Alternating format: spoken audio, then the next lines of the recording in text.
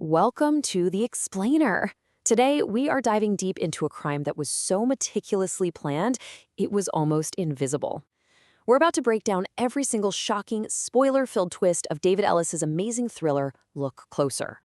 And I mean it. If you haven't read this book and you don't want the whole thing spoiled, this is your last chance to bail. You still here? Okay then, let's get into it. All right, so our story kicks off on Halloween night in this sleepy little suburb called Grace Village. But things are about to get anything but quiet.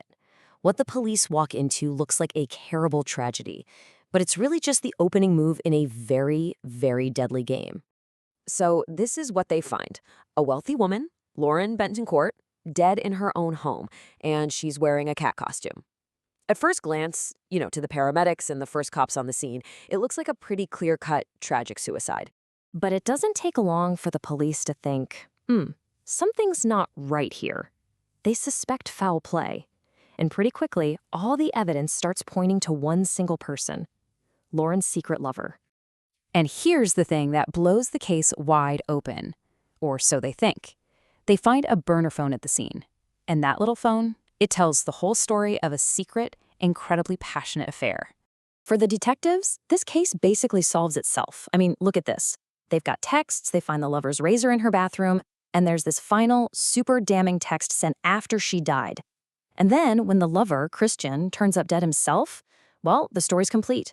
A con artist kills his lover in a jealous rage and then takes his own life. Case closed. And this final text from the burner phone? I mean, come on. It's a confession and a suicide note all rolled into one perfect, tragic little message. It's almost too good to be true. And that's the thing, right? All the pieces just fit together so perfectly. Maybe a little too perfectly. And that's exactly what one detective, a woman named Jane Burke, is thinking. She just can't shake this feeling that something is seriously wrong with this whole picture. So she decides she's going to look a little closer. You see, the very first crack in this supposedly perfect case comes from the forensic evidence. There's this tiny little blood smear on the floor, and it proves that the burner phone wasn't just dropped or kicked by accident. No way. It was intentionally nudged under a table after Lauren was already dead.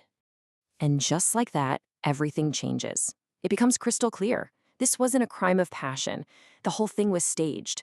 The affair, the fight, the evidence, it was all just a big show, put on for one reason, to frame the perfect fall guy, Christian Newsom. Okay, so if Christian was just the patsy, just a pawn in the game, then who were the real players? Who was actually pulling all the strings behind this insane, elaborate setup? Well, get this. The real killers are none other than Lauren's own husband, Simon, a totally respected law professor, and his mysterious and, as we find out, incredibly dangerous accomplice, Vicky. And just look at their plan. It is an absolute masterclass in manipulation. First, they lure their patsy. Then, they completely fabricate the affair using two burner phones. They plant evidence to make it look real. And then, once the trap is set, they eliminate everyone who knows the truth. They didn't just frame an innocent guy. They wrote an entire fictional story for the police to follow. But why? Why go through all this incredible trouble? Well, this whole twisted, complicated scheme, it isn't about love, it's not about money, it's about a grudge that's been simmering for almost 20 years. And this quote, this tells you everything you need to know about Simon. He's a man who literally cannot let things go. He's defined by his grudges and his absolute obsession with settling old scores. And this timeline just shows how deep this whole thing goes. Years ago, Simon's mom died because his dad was cheating with Lauren. Then, Simon and Lauren actually team up to murder his dad for revenge. But now, all these years later, Lauren is planning to divorce Simon, and he has turned that exact same need for revenge right back on her.